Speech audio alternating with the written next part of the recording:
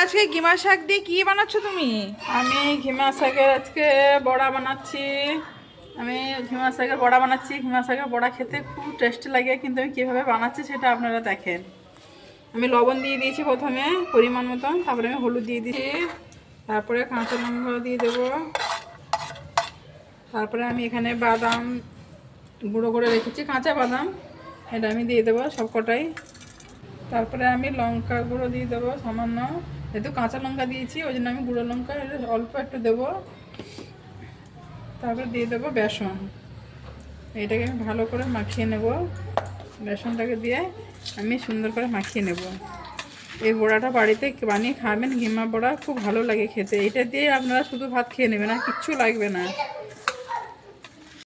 আর এখানে মাখানো পুরো রেডি। মানে বেশি বেসন দেবে না, কিন্তু এটা একটু এরকম এরকম থাকবে, শক্ত শক্ত থাকবে। বেশি বেসন দিলে চপচপ করবে। এটা আমি এবারে তেলে দিয়ে ভাজবো, আপনারা দেখেন।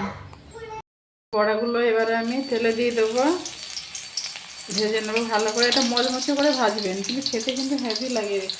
আর এই যে আমি মাখিয়েছি, এতে কিন্তু আপনারা জল দেবেন না, এক ফোঁটাও জল দেবেন না, এমনি সুন্দর মাখানো হবে শুকনো শুকনো, তারপরে ভাজবেন।